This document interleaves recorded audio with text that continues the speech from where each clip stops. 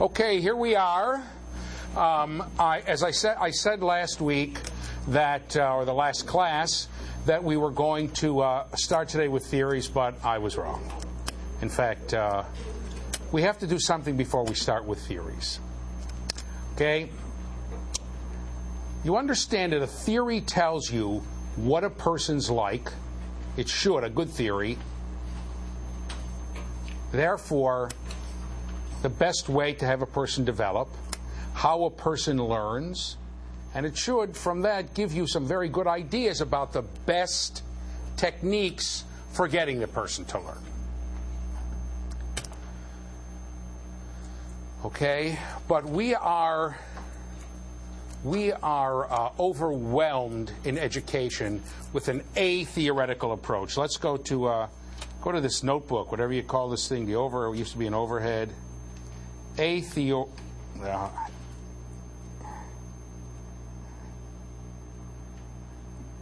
did something bad here. What did I do bad? Hit the pen. Thank you. Okay. The word a means, the prefix a means not. Right? Like atheist means, a theist is someone who believes in God, and atheist is someone who doesn't believe in God. Okay? Amoral. Okay? So you can make a moral decision. Even though I want that coat, I'm not going to pull a gun on the store owner and steal it. You can make an immoral decision. I'm going to pull a gun and steal it. But whether I wear blue socks or green socks today is an amoral decision. It has nothing to do with morality. Right? So a-theoretical means something that has nothing to do with theory. Okay? Okay, come back to me. So we're going to talk about that today, an a-theoretical approach that has overwhelmed our system. And I'm going to show it to you. Here it is. See how close you can get to me. How close can you get? There it is. The WISC. IQ tests. Testing and standardized testing. But before we do that, time for another English lesson. Look, I know I'm a little weird about this, but if you're going to teach, you ought to be able to teach using proper English. Okay. How many people are sure when to use the word who and when to use the word whom? You're sure? Tell me how you know. Do you have a trick? Okay. Here's the answer. Okay? Who, I'll give you a grammar answer.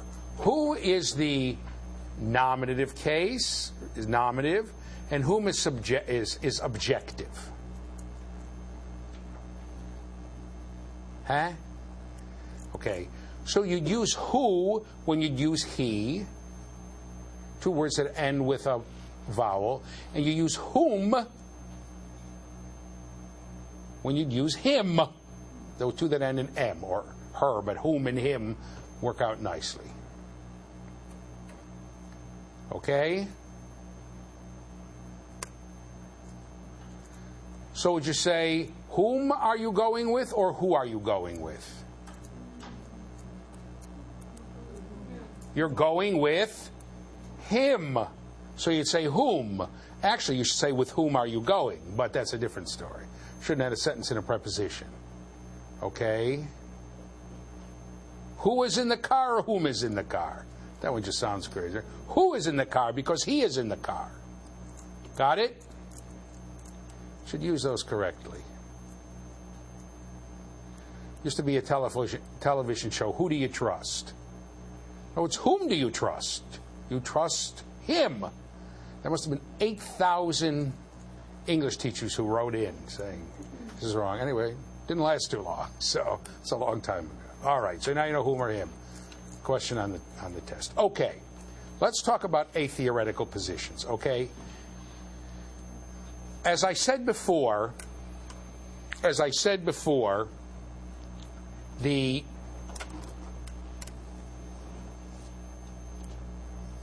psychology as a science is going to tell you, look, if you are going to,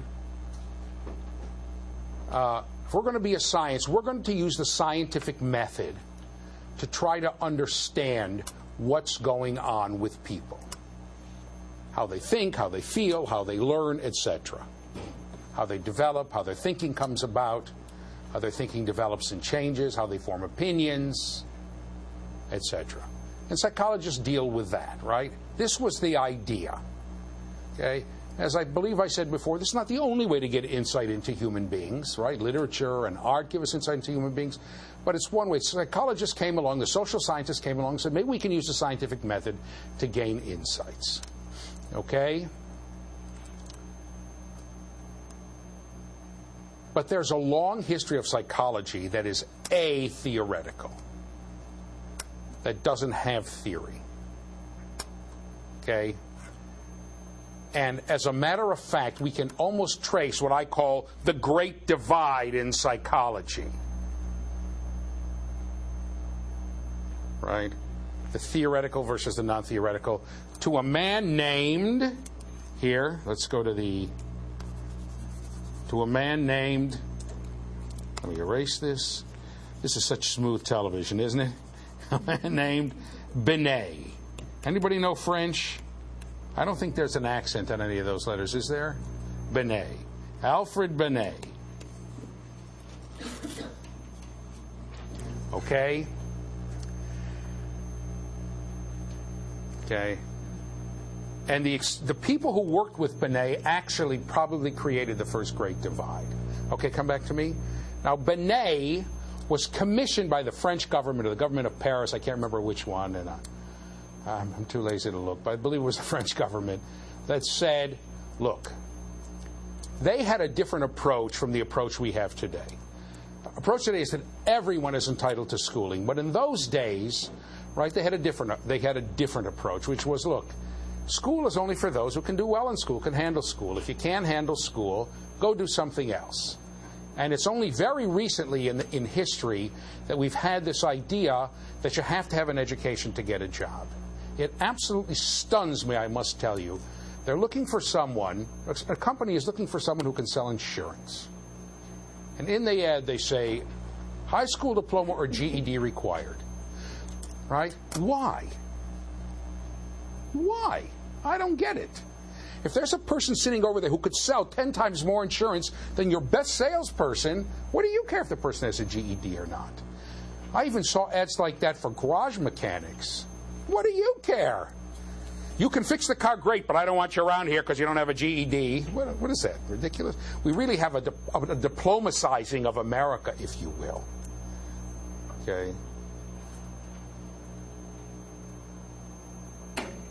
Most of the people who were reporters, right, for newspapers didn't go to college. They learned a job. They learned a trade on the job. They went around and they wrote newspapers, right?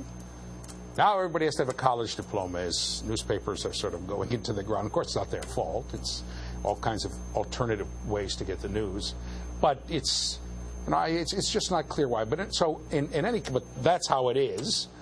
But in France and in the world in those days, it wasn't that way. School was for people who could handle school, and you sort of went as far as you could, and then when you couldn't, you dropped out and you got a job. My father still remembers how deliriously happy his mother was when each one of her kids graduated what they called junior high school in those days. Now in Texas we call it middle school, right? And then how happy she was, because a lot of kids didn't. And how delighted she was when they all graduated high school, right? It was just wonderful. And she even had two who went to college. My uncle went to pharmacy school, and my father went to a 2-year college to become a photographer. Oh, wow, was she proud of them. And everyone had post-high school training, so two of my aunts took voice lessons, and one learned how to run a machine called a comptometer. Don't ask. It does something computers do today without any troubles. Okay, but it was, you know, but she knew very well if they had dropped out at any point, they could have gone and gotten a job. So Binet's So the French government said, look, what we want to do is find out right from the beginning who can benefit from school and who cannot. Or at least along the way know. So if you've got a fourth grade kid who doesn't belong there, right, you probably ought to say, you know, why don't you leave and go and apprentice somewhere, or go back home and, you know, help your mother cook or your father into whatever your father does, and eventually when you grow up you'll do that, rather than waiting for them not to graduate. So what they asked Benet to do, and they gave him money to do it, was to design a series of tests in which he could test children, and from the tests determine whether the children were benefiting from school, okay, whether they were benefiting from school,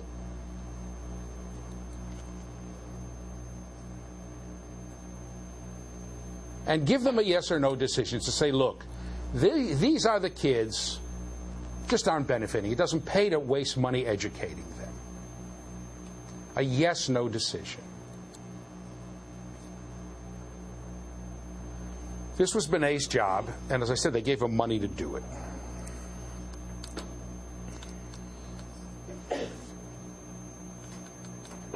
So it wasn't just a matter of cooking it up off the top of his head. They gave him money to actually go into the field and test if he needed to, this is very important. So okay, I'm giving all of you this job. You got to sit around and you got to figure it out, and you got to sort of come back with something that sounds reasonable to me, since I'm the government official who's going to give you the money, or something that's reasonable to you. So what would you do? You're going to test a bunch of kids, and you're going to decide, are these kids, and it's kids in all the grades, let's say, are these kids benefiting from school, or is it just a waste of time? And by the way, it's possible that the kid is benefiting the first grade, the fourth grade, the fifth grade. By the time you get the kid is older, 6 years old, so by the time he gets 11 years old, 12 years old, 13 years old, you say, you know, the kid's peaked out, not benefiting. So what would you do? What would you can't be wrong here.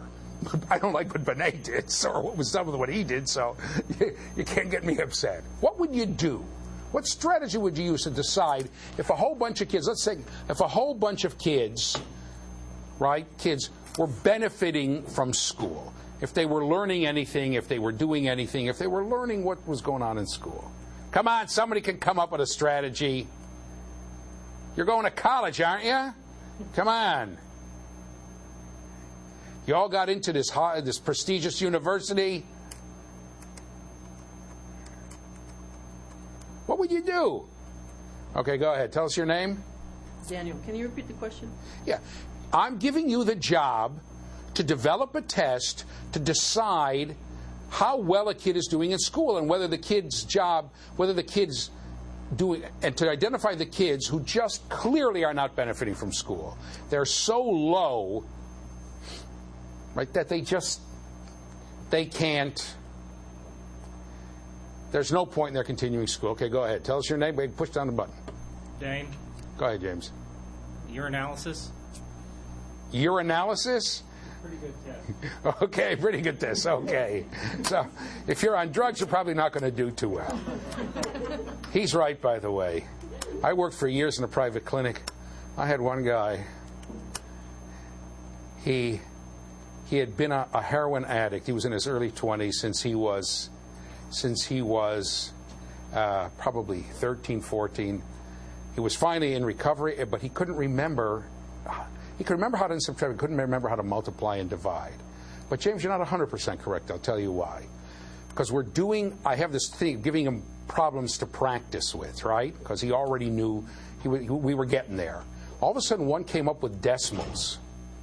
I said, never mind, we haven't done that yet. He looks, he goes, 0.227. All right, a division problem. So I took my calculator, 0.227. I said, how did you get that?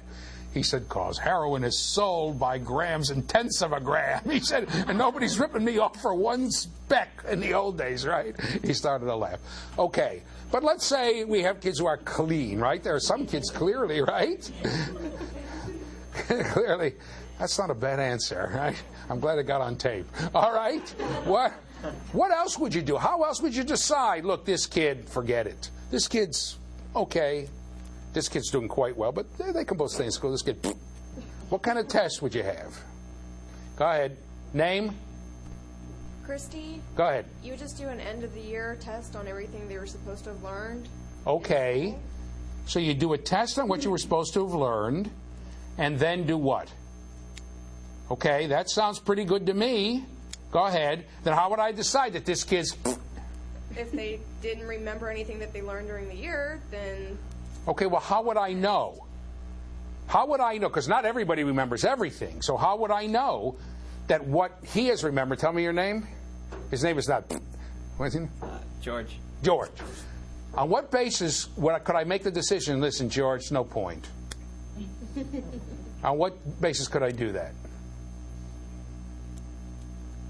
Okay, so she's got, wait a minute. So she's got one thing. I'm going to take kids about the same age, right?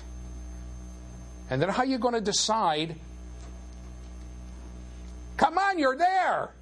Percentage of what they got Wait, right. push it down. You have a push it. Yeah, okay. Percentage of what they got right and what they got wrong, and above and below a line. Okay, well, that's one way to do it, to set a line. That's called, here, let me get a new page. That's called, how do I do this? How do I go down? Somebody help me. Never mind. Come on, let's go to the notebook.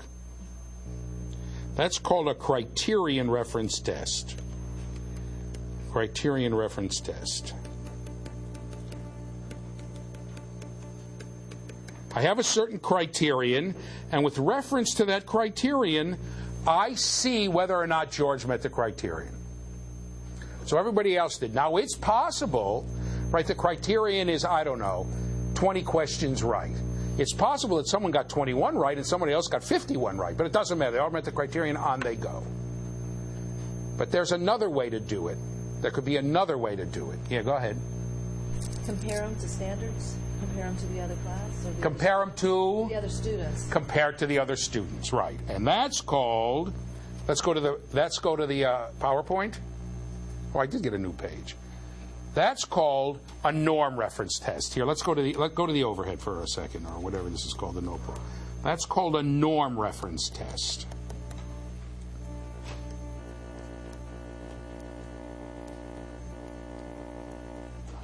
So we have criterion referenced. Either you made it or you didn't. So in theory, everyone here could meet the criterion.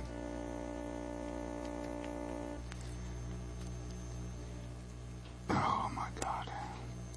I'm not so good at using this thing, am I? But a norm reference test says, I'm going to compare you how you did to the norm. What people normally got, to the average, if you will. Okay, come back to me. And if you're and at a certain cutoff point, I'm going to say if you're too far below the average, forget it. You're not benefiting.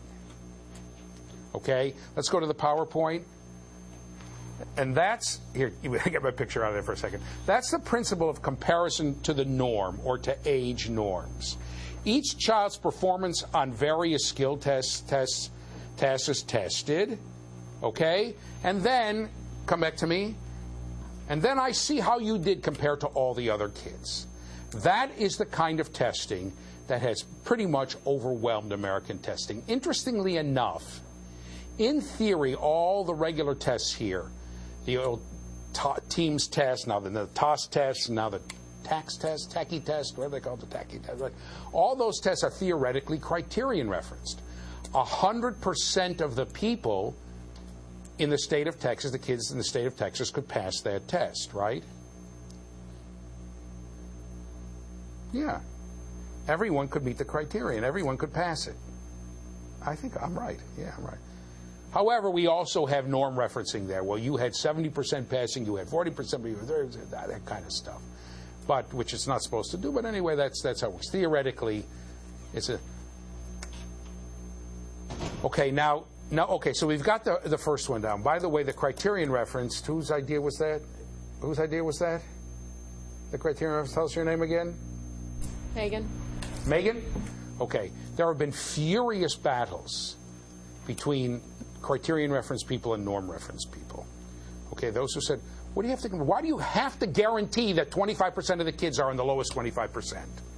Why do you have to guarantee that 10% of the kids are going to be told you're the worst 10%? Okay? Let's say everybody can succeed. Everybody can get to the criterion. So there's a certain kindness, if you will, in that, a certain sense of what do we care? Let's just, if you've met the standards. The question is what happens when you start saying the be-all and the end-all is the test. But we'll get to that. But that's not what Benet did. He did a norm reference test. Okay, so now we have our strategy. Now the question is, what do we ask on the test? What do we ask? So you're here, and you're going to decide whether or not kids can benefit from school or schooling. So what kind of questions would you ask? Questions about what? Off the top of your heads, come on. Concepts. Push it down, push it down. Concepts. What kind of concepts in what? In front of, behind, next, before, after. Okay. So certain concepts of language abilities, obviously, right? Anything else that you might ask? Somebody already said it.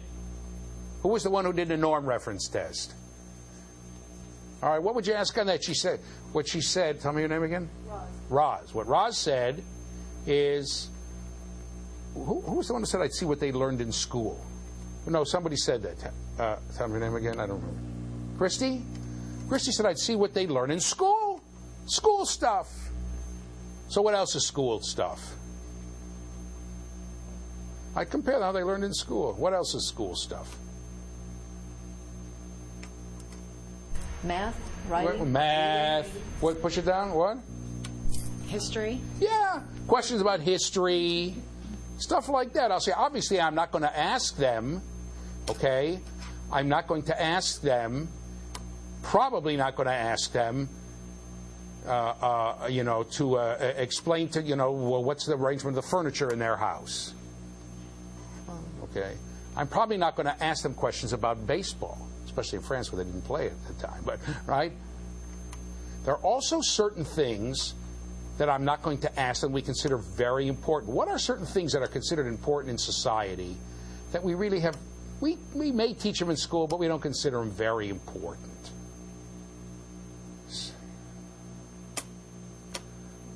What do most of you do? How many people listen to the radio when they're driving in here to take this class so early in the morning? Okay? What do you listen to? What do you listen to? Music. What station are you listening to? They don't play music in the morning. Sure they do. The oldies. How many people listen to music on the radio? Raise your hand. Okay? Almost everybody. You don't listen to music? We'll push it down. Push it down. Not on the radio. I know why. Because the quality's so bad, right? Yes. The minute I saw his face, I knew he was a music freak. How do you listen to the radio, to music? CDs. CDs. And you have $20 speakers, right? Yes. Do you really? No kidding. Okay. See this? I have a friend that when CDs went away, he almost had almost had a nervous breakdown. He paid half a year's salary for his turntable for his records, right? Light balance and what to do and a millionth of a whatever of pressure. Unbelievable. So anyway, so music. Nobody cares. Yeah, they have music in school, but nobody said, well, you're a musical. How many people, if I were to give you a test on either your understanding of music, your ability to play music, or to sing, would get an F-? Right? A lot of people, right? I'd get a C- in singing. I'm going to sing. Heck with it. So, how many people cannot play a musical instrument? Gee, about half. Okay. What else? How many people art? How many people can draw a picture of the person next to you so that we'll know who that person is? No kidding, 4 or 5 people. Wow, that's a lot. Good for you. Okay. Nobody flunks out of nobody will say, oh, this person has a terrible, terrible disability. The person has dystonia or dysdrausia. We don't care that much. Because in school it's music. So that's stuff you didn't find on Binet's tests. So what he did is he kind of cooked them up. And he, by the way, had, although he compared kids to kids of their own age, he basically had a criterion. What he did is he said, look, for each age group, I'm going to have a cutoff. Okay? So I'm going to compare you to other kids your age, but I'm going to have a cutoff. If you're below the cutoff, the way George is, I'm going to say, forget it. Right? Forget it.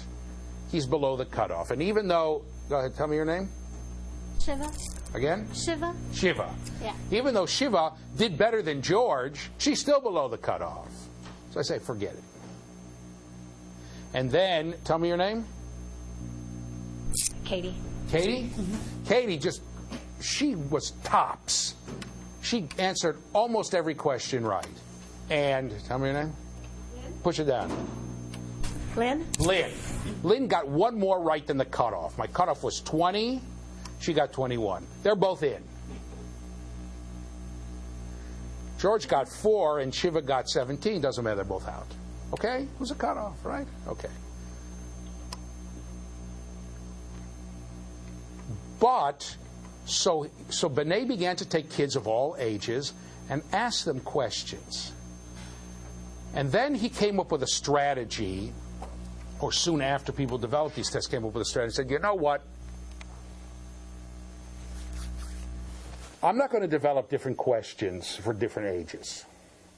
I'm going to ask the same questions across different age groups. Right? Why not? So my cutoff for 6-year-olds will be 20 right. My cutoff for 8-year-olds will be 40 right. My cutoff for 16-year-olds will be 160 right. What's the difference, right? Then I have to make a bunch of questions. But I've got to know what the norm is, what the average is. And let's say he made a norm. I really don't know what he did. Let's say you're in the bottom 10%. If you're in the bottom 10%, I'm going to take the bottom 10% and make that the cutoff point. The bottom 10% got below 20 at age 6. The bottom 10% got below 50 at age 9. If you're below that, forget it. So he's got to go and he's got to test all these kids and figure out what the bottom 10% is, right? How many they got? The average was right. Who wasn't? He's got to do a lot of work. And this was the beginning of the 20th century, and this fascinated people. This was the first time, really, that there was a lot of money to gather consistent data on children across age groups and to analyze them. Them, the word them refers to data. Data, plural. Datum, data. We talked about that, right? Okay. This was the first time to collect systematic data on kids, systematic finding across various age groups, and have the money to do it. You can see that it costs a lot of money. And wow, did that intrigue people. And people from all over the world came to help Binet. And there are two people, or a person and a group of people who came, who really made this great divide in society. One person who came was a man named, a young Swiss biologist named Jean Piaget. Jean Piaget. Okay? And there was another group of psychologists from America who came from Stanford University. And this was the Great Divide, okay? The Stanford University people, okay, come back to me. The Stanford University people said, you know what? we're not going to just be satisfied with having a cutoff point. They went back to Stanford, took the data, and said, we can compare everyone to everyone else, right? We can see how far or above or below the mean you are. Then I can differentiate Shiva from George. She's clearly higher than he is. And I can differentiate Lynn from Katie. Lynn from Katie. As a matter of fact, Shiva got 17 right, Katie got 21 right, Lynn got 21 right, and Katie got 62 right. Obviously, those two are much closer, and Katie's way at the top, right? I can compare everyone to everyone else in this norm reference, in my norm referenced, okay, with my norm references, okay? I can compare everyone to everyone else. I can put people on a curve of comparison. How we did it, we'll see. Let's go back to the tablet. And Piaget did something else. Okay? Piaget said, wait a minute, come back to me for a second. Piaget, who was given the job of adding up all these answers, and, you know, even though he already had a doctorate in biology, he said, we'll see later when we talk about Piaget, the biological roots. He was given the job of adding up for each age how many he got right and how many got wrong and what percentage got this number right and what percentage got this number wrong. But he began to look at the answers. And he took a look and he said, how do these kids, especially the younger ones, come up with such cockeyed screwball answers? Now, those probably weren't the exact words he used, but you get the point. He looked and he said, what is going on here? Okay? And he could, by the way, he could read the original answer. It was just right or wrong because he spoke French from French-speaking part of Switzerland. He said, how in the world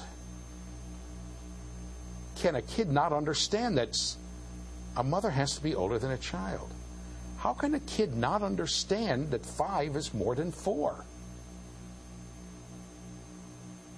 He looked at the answers and said, something is screwy here. I'm getting consistently wrong answers to certain questions in this age group. They're consistently giving the wrong answer. And it's a ridiculous answer. And he said the fact that it's consistent, the fact that everyone's getting it wrong, and the fact that it's consistently wrong, I'm going to spend a little bit of my career, even though I'm a biologist, and he just had a little interest in this. He had finished his doctorate when he was 19, the guy was. To say Piaget is a genius is like saying the Pacific Ocean is damp, okay? He said, I'm going to, so he said, I'm going to spend a little bit of my career trying to figure out the nature of kids' thinking and learning. He once said, I took this diversion in my career and it lasted 60 years, right? So that's exactly what happened, okay? So he went, rather than saying, I'm going to take these questions that basically were cooked up off the top of Benet's head the way you cooked them up off the top of your heads, right? You just did the same thing he did. You got a lot of the same category. There were a few other things he looked at because he was worrying about engineering, so space patterns and stuff, we'll see those. He said, I've got to go and find out what's going on.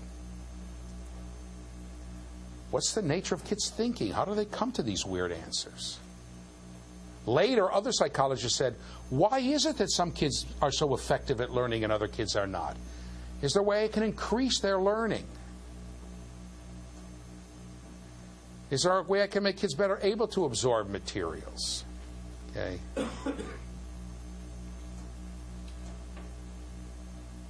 Is there a way that I can determine what a kid should be learning and should not be learning? What is appropriate for children at given ages to be learning? And by the way, there are big differences on this. What should I do when a child is having trouble learning?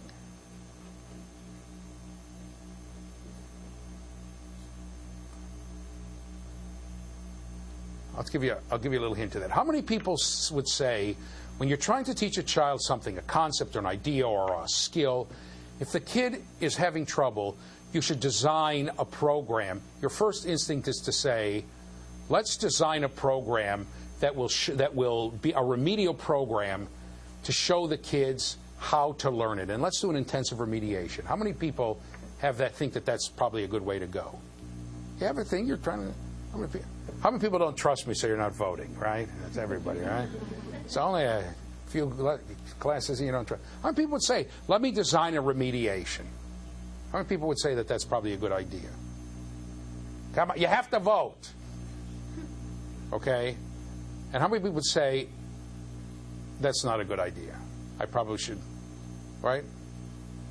Who would say that's not a good idea? Now we're going to do it again. Everybody's voting. Who say, if a kid doesn't know something, I should devise some program to remediate it? Your first instinct is to do that. Okay, that's the majority. How many people would say no? I say no. What's your first instinct? Go ahead. Was there a hand up here? I saw a hand here. I don't know. Who else said no? Okay, go ahead. Wait. Forgot her name already. Lynn.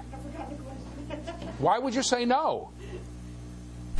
Because you'd be revising everyone, and you'd be writing programs for every child in the class. No, but this is a kid who's really got troubles. Or you're the private tutor. You're the private tutor. I've done a lot of private work with kids. Yeah, go ahead. Could it be the way you're teaching it to make sure it's the right way to teach them for that level?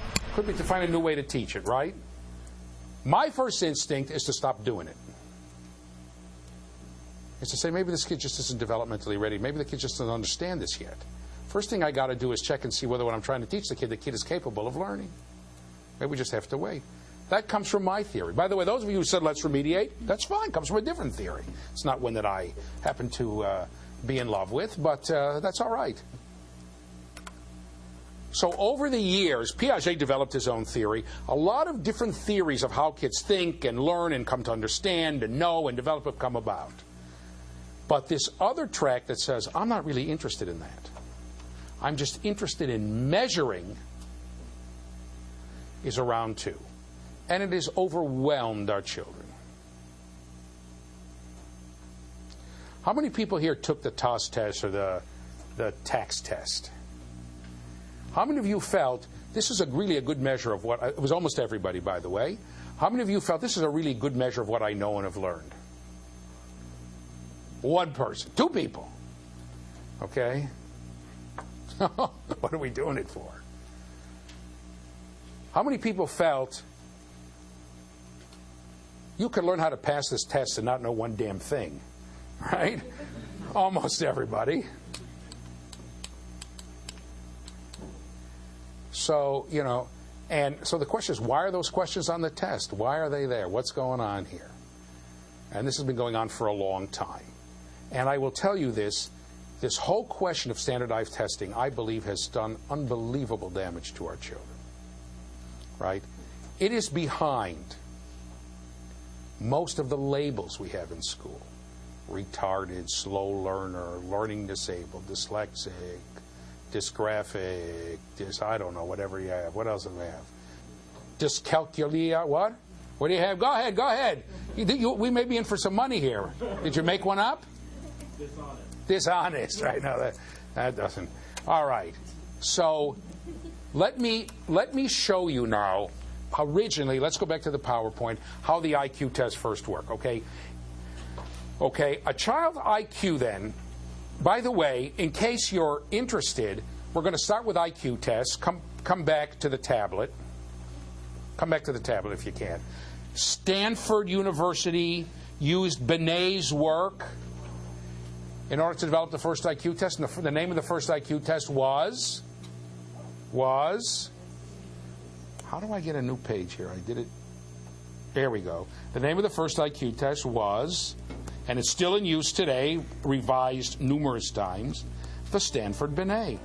That is probably still the second most commonly used IQ test. The most commonly used IQ test is the Wechsler's. The Wechsler, which we're going to go over in class. But they went back and made the first IQ test of comparing everyone to everyone else. Okay? the Stanford Binet.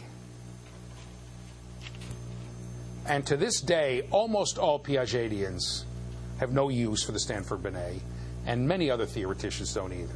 Okay, let's go back to the PowerPoint. Keep you busy back there, huh? Okay. A child's IQ is determined then by comparing the number of answers he or she got correct on the test. That's not a proper use of the word got, but never mind.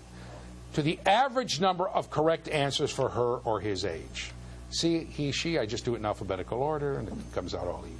Okay, so the question is, how was IQ score calculated? Here's the original formula. Okay, you got it? Here, I'll show you. IQ is intelligence quotient. It was called intelligence quotient. CA is the person's actual age, stands for chronological age. CA stands for chronological age. You see the CA there? It stands for chronological age.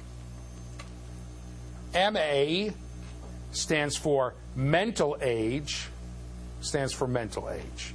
Okay? So it's your mental age divided by your chronological age times 100. Okay? And this is the score at which the person's score was the average number. This is the age at which the person's score was the average number correct. Now you understand it? Probably not. Okay? Because I'll explain it to you. If you do, you're pretty good. Okay. Come back to me for a second. Okay. When you have a addition problem, the answer is called the 3 and 3 is 6. 6 is the sum. When you have a division, 6 minus 4 is 2. 2 is the what? 6 minus 2? The remainder. Right? 3 times 3 is 9. 9 is the product. And 8 divided by 4 is 2. 2 is the quotient, right? The quotient is an answer. Go back to the PowerPoint, right? A quotient, that's why it's called an intelligence quotient, because you have division here. Okay, so let me show you how this works. Okay, let me show you how this works. See if I can get a new page. There we go. Nope. What do I do to get a new page? Push this and hit this? Tell me what I do to get a new page. Scott, tell me, help! Don't I just hit this? What? Here, right? But I can't get it. What? There we go. All right. So, here, let's put the formula up here. IQ equals mental age over chronological age times 100. Okay? So your chronological age we know. Okay?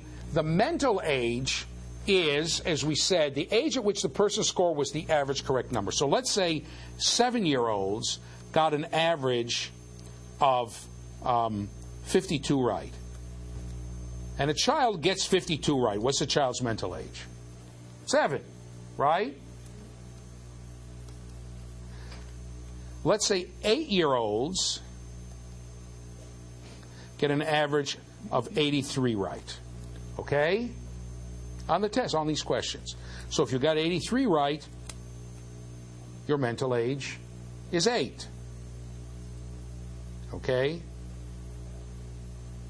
And let's skip to 9-year-olds got an average of 103 right. 9-year-olds got an average of 103 right. And 10-year-olds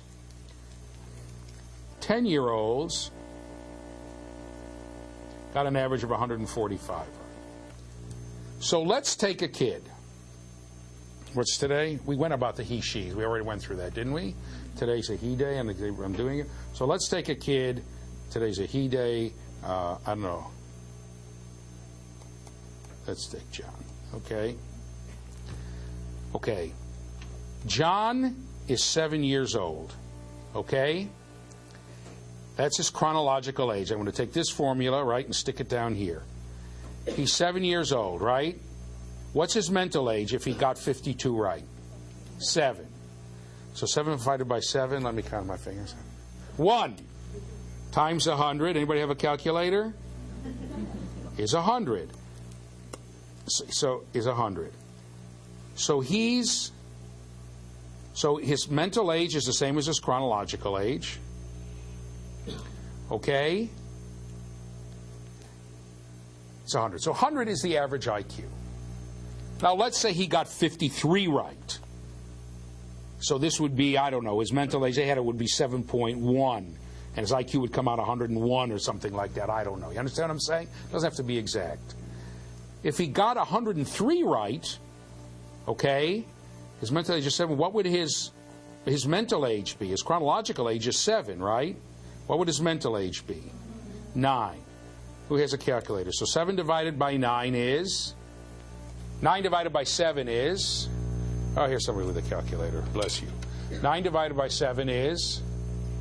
1.2. Push it down, push it down. 1.29. 1.29. 1.29. 1.29. Let's start again. Is 1.29 times 100 is 129, right? Times 100 is 129. So his IQ would be 129. You get it?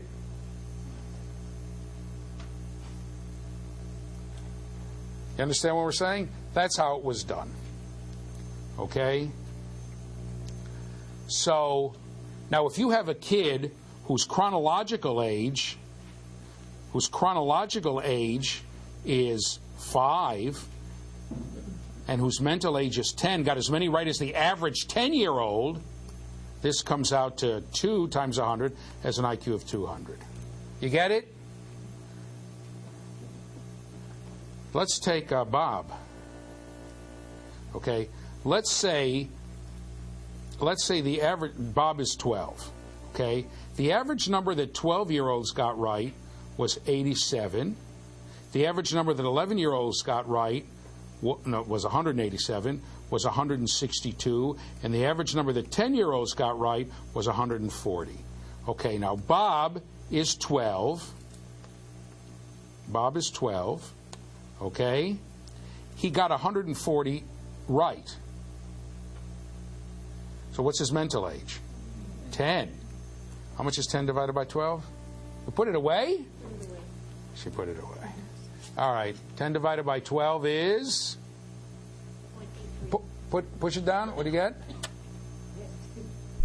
0.83. 0.83. You did that in your head? Oh, you have a calculator. 0.83 times 100 is 83. So he has an IQ of 83. You see what I'm saying? This is how it was done. Okay. That was your intelligence quotient. Okay, come back to me now. But there was a problem with this. There were a couple problems with this he didn't like. Problem number one was that it began to get harder and harder to distinguish 19-year-olds from 20-year-olds from 21-year-olds. Then this became a big business. You go into adults. Well, how are you going to distinguish a 52-year-old from a 57-year-old? Begin to get a little weird. Let me tell you something, by the way, a general principle. When things are done for kids, when you have something that's laid on the school system and it makes big money, okay, makes big money, pretty soon it goes to adults. Somewhere around are lying the first tapes I ever made for this course.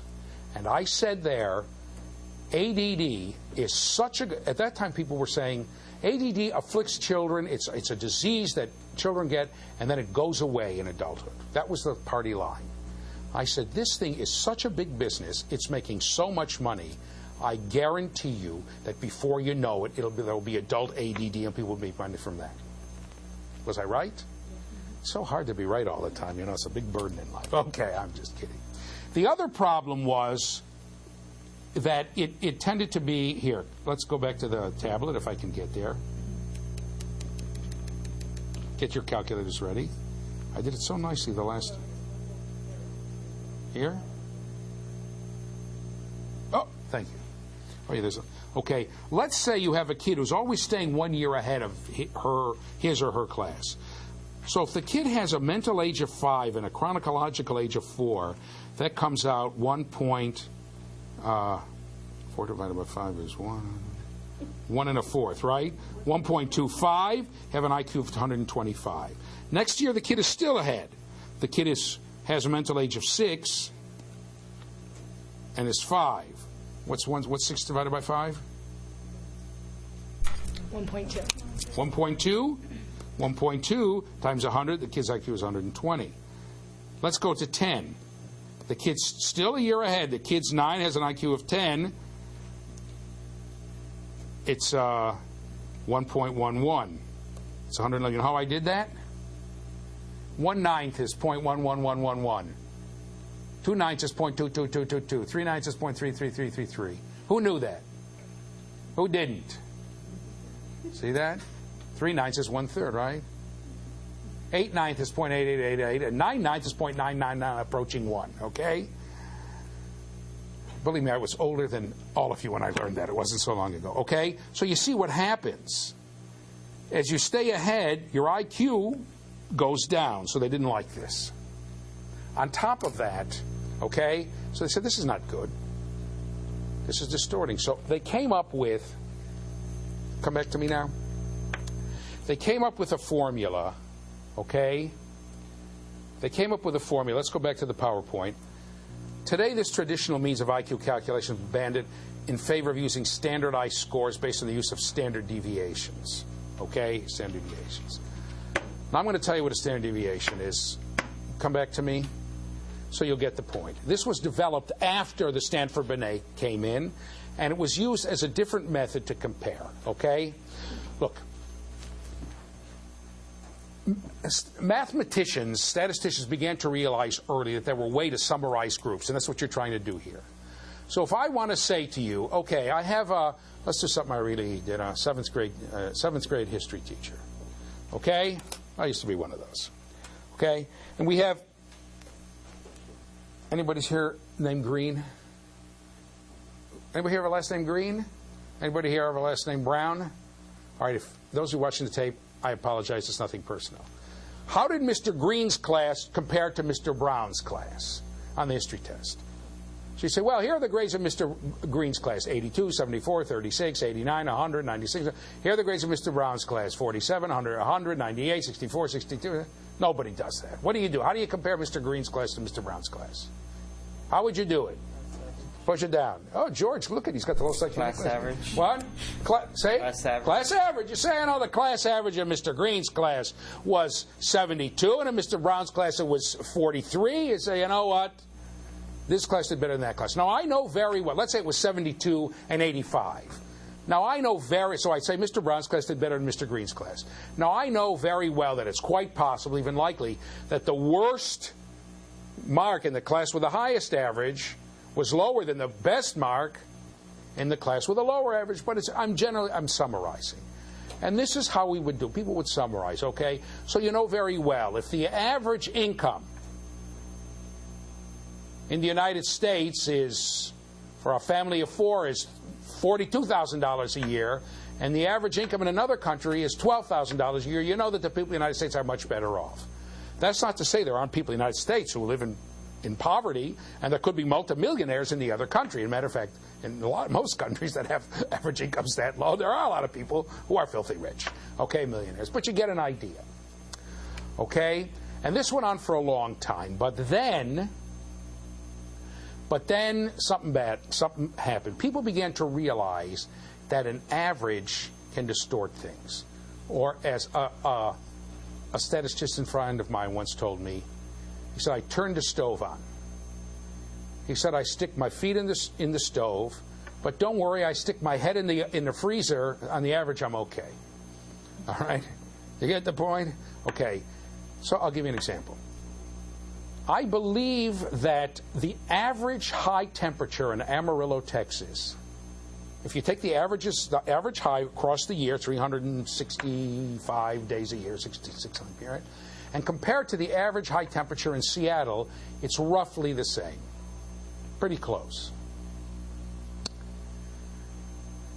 I've been to Seattle a few times. Anybody been, aside from the fact that it rains all the time.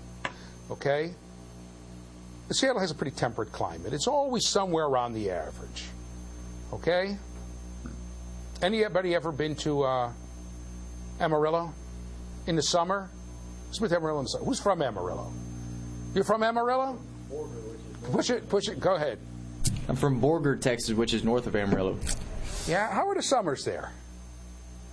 Huh? Hot. Summers are hot, dry. Get over 100? Sometimes. Sometimes. How are the winters? Push it down. Very cold. Snow? Sometimes. Yeah. You've been to Amarillo? You know what I'm talking about. In the winter or the summer? Push it down. Both have family down there. Did you live there? No. So, he said no, but it's bad, right? My daughter went to do got a job in Denver, so he said, she got a lot of stuff, we'll drive her up. So my wife is driving her up, and we go to AAA, and they track us out a nice path, and it's up through Kansas and over. She was going in December, got the job in December. So I look on the map, I said, what are you talking about? You can go right up, through Wichita Falls. It's, it's much shorter. It's shorter provided you're not snowed in at Amarillo. There's a pass there that gets snowed in. You get snowed, you got to turn around, come back the other way, right? There are summers, and I was in Amarillo once in the summer. It's dry, but it's hot. It's like someone's got a hairdryer blowing it in your face. Am I right? Yeah, he's going like this, yeah. It's unbelievably hot, right? And you take 4 steps and you say, I'm going to die of thirst, right? Because it's just, because it's dry, so the water's evaporating out of your body, and it's just you don't feel thirst. Right? And the winters are cold. I never went there in the winter. I learned better after that. Cold. So if you average 100, 0, and 50, you get 50. You average 50, 50, and 50, you get 50. You get the point? Okay. In Seattle, it's never very hot or very cold.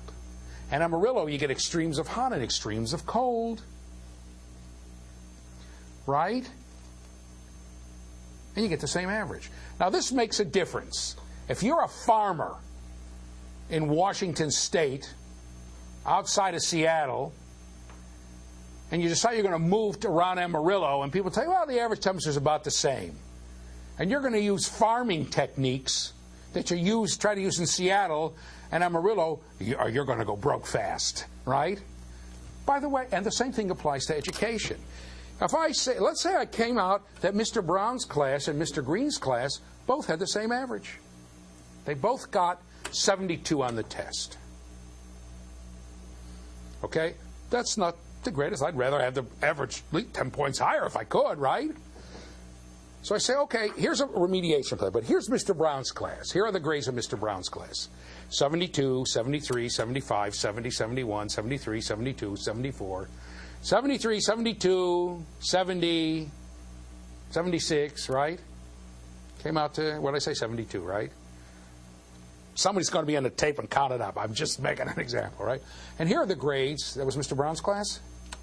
And Mr. Green's class, 37, 98, 82, 76, 44, 100, 53, 89, 47, 92, 63, 22, 107 extra credit, right?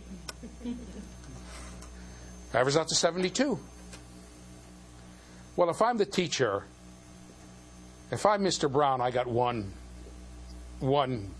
job. I've got a whole class about the same. I'm going to pull them up together. If I'm Mr. Green, I have a very different job. I have some kids who are very strong and some who are very weak and some in the middle. And I've got a whole different set of problems facing me than if I have one class and everybody's about the same. In the first case, I might say, well, Mr. Lieberman's class, I might say, you know what, these kids are all about the same level. Maybe I got to have a compromise between trying to get them ways to learn a little better, and maybe I got to back off a tad. Because obviously it's too hard for them. Almost nobody's getting A's. The other class, I don't know what to do. Some of the kids are getting everything. Some of the kids are getting nothing. Kids are in the middle. I do have some ideas what we're talking about, but it's a very different problem. Okay, so somebody came up with a measurement. Let's go back to the PowerPoint. called a standard deviation to account for that. To account for that. Okay? And I'm going to show you here. Okay, you don't have to remember this, and I'm not going to go into it in detail. Now I got a calendar up here. Okay, let's go back to this tablet. Okay? I keep getting a calendar. Where do I push? There we go. Okay, look at this is the formula. Sigma means add together. Add together. Okay, N equals the number of scores.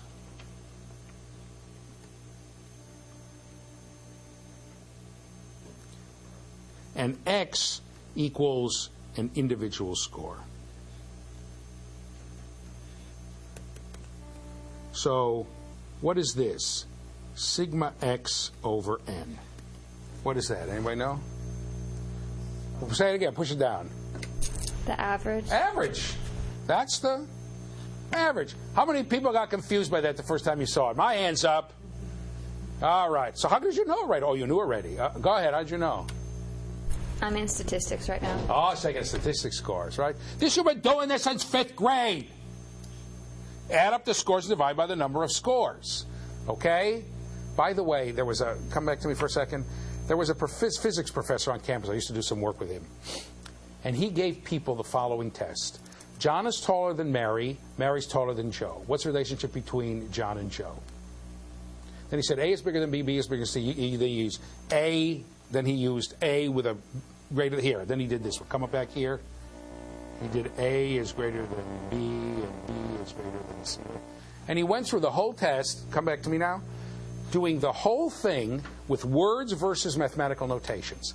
Every question was exactly parallel. And he gave the test to the same people. The score was 20% higher on the word test than on the mathematical symbols test. The first one he had averages was in the 90s, and the other one was in the 70s. Unbelievable. But this, so let's go back here. This is what you've been doing, and this is called a mean. Okay? And that's the arithmetic average. Is that spell arithmetic? Doesn't look good. Is that spell arithmetic? What?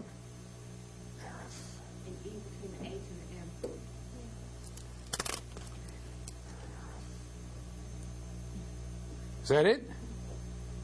I got to find out. Don't do anything here. Okay? I got to find out.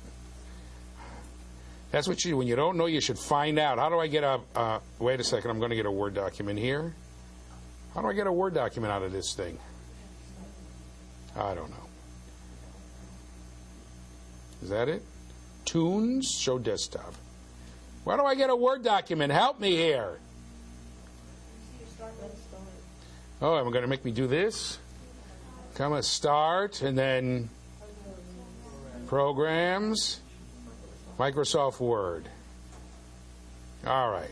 Can you get this on the screen, or it has to be PowerPoint? Oh, my God. Oh, no, I hit the wrong thing. Forget it. Come back to me. Oh, come back to me. Okay. So the mean is the arithmetic average. Yeah. And it's the mean is the arithmetic average. And what it does, I messed up this computer so badly. Okay. Arithmetic. That's right. Let's put the E in.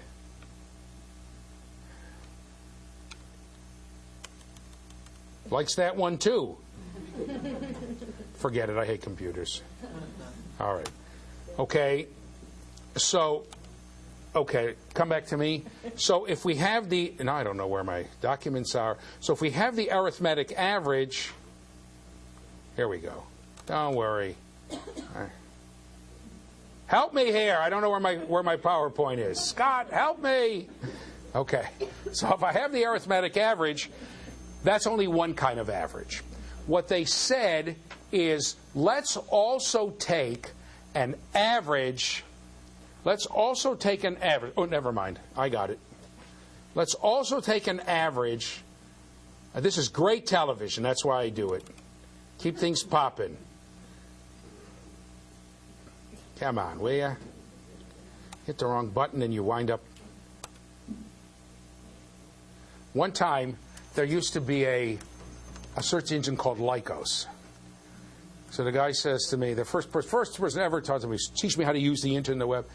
He said, just type in Lycos, right?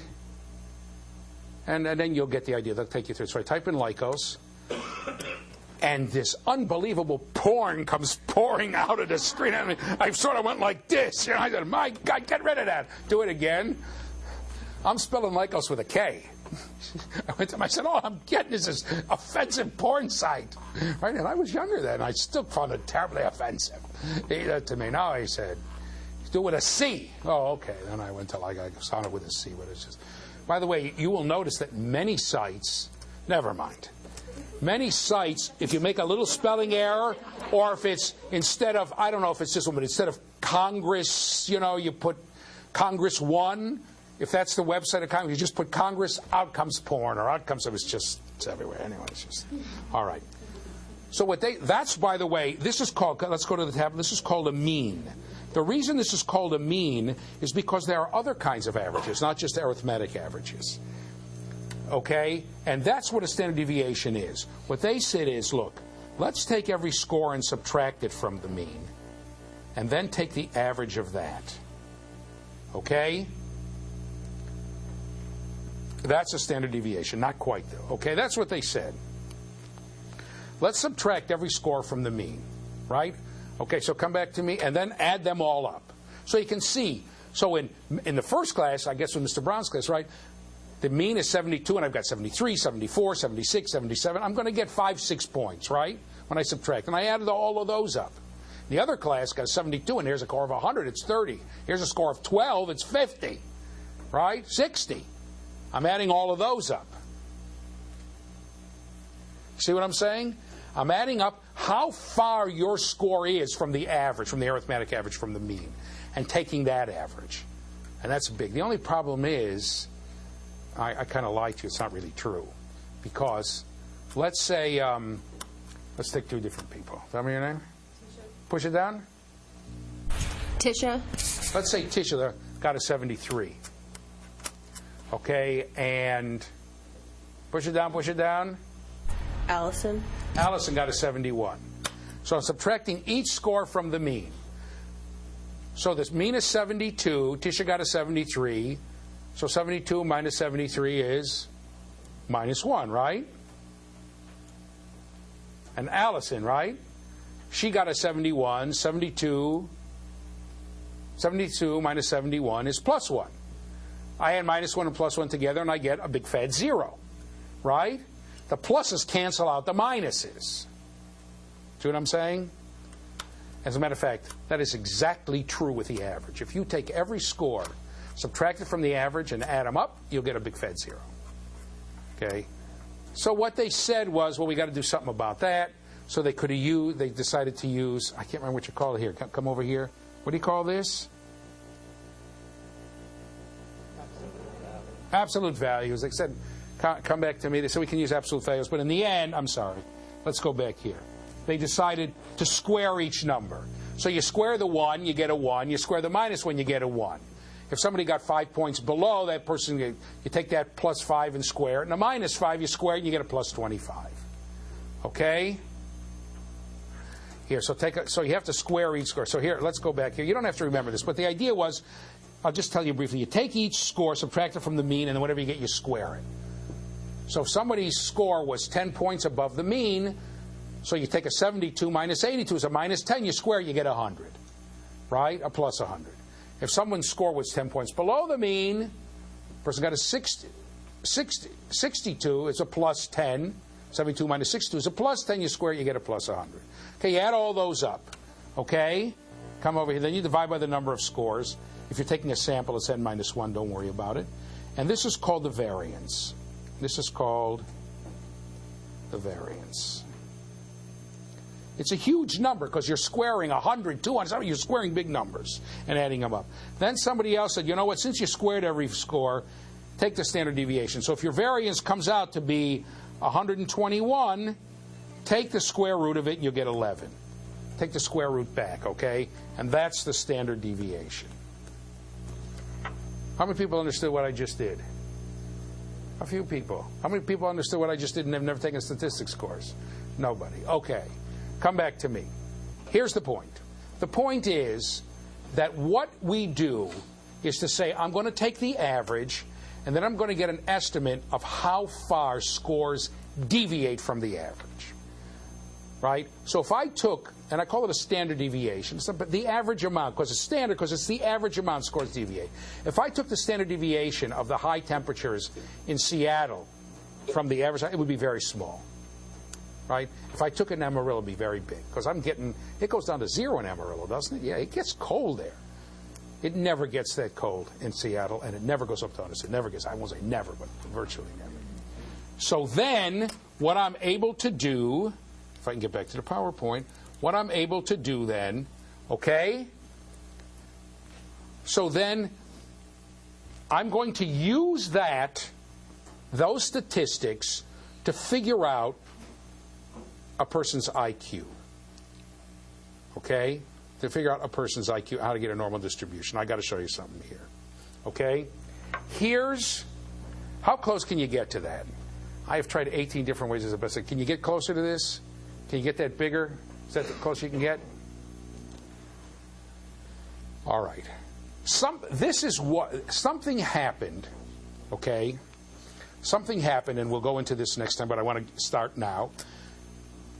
When people began to do this IQ and standard deviation stuff, when they began to do mean and deviation, they found out that there was a set pattern to the distribution of the scores, provided you had this, what we call this bell curve, or a normal curve, or a normal distribution. Okay? You understand that? How many people have never heard about this bell curve or normal distribution before? You've all heard of it? Good. Okay? Come back to me for a second. Was there the normal a lot of things distribute normally. If I take, how many people ever played baseball or softball? Who played the outfield? Who never played, hated the sport, and couldn't play it worth a damn? Let me take another female. Okay. Come up here. Okay. Now we're going to do some. Okay. I'm going to get, wait a second. Roughly how far can you throw it? What is it, softball or baseball? Softball? Roughly how far can you throw a softball? From the outfield? Well, yeah, if I would tell you, heave it as far as you can, how far do you think you could get? Shortstop? So how many feet do you think that is? 150 feet? 150 feet? Let's say it's 150 feet, okay? That sounds about right. Softball's hard to throw in the baseball. And how far do you think you can throw it? I don't know. Let's say 50 feet. Sound like reasonable or an overestimate? Right? Okay. So I'm going to get, let's get their names. Alexis and? Jennifer. And Jennifer. I'm going to get Alexis and Jennifer up each day, and I'm going to say, before, okay, you're going to get your car in the morning, and before you go wherever you're going, we're going to drive to a field, and you're going to throw a softball, as far as you can. Okay? I'm going to take out days when they're sick or if one breaks an arm or something. I'm going to throw it as far as you can. Okay? And I'm going to get an average of 50 feet for Alexis and 150 for Jennifer. But if I measure each day the scores, go back to the overhead, okay? Go back to the PowerPoint. The scores are going to distribute normally, like on that PowerPoint. Okay? I'm going to get from, okay? So what I'll get, let's try this, okay? Let's try this here. Let's go to the tablet, if I can get one here. Well, I'll do it from here. Jennifer's scores will distribute like this, with the average being 150 feet. And Alexis scores will distribute like this, with the average being 50 feet. So, here. Why can't I get another one to come? Okay, let's go to the tablet for 1 second. Okay? This is 150 feet over here, and this is 50 feet over here, and this is the number of times you threw the ball. Okay, this is what Alexis is going to look like, and this is what Jennifer is going to look like. Okay? Most of the scores are going to be at the average. The farther away you get from the average, the less times you have it thrown. Okay? Someday you have a good day, someday you have a bad day, but they're both going to distribute normally, almost for sure. Okay? Come back to me. And once, okay? So it doesn't matter. If I were to take the height of all the men in the United States, it would distribute normally. Okay? Then if I were to take the height of all the basketball players in the United States, it would probably distribute normally. The first one would have an average of probably 5'8". Second would have an average of 6'6", but it would distribute normally. And what happens when you get a normal distribution with standard deviations is the key to standardized tests. We'll talk about that next week.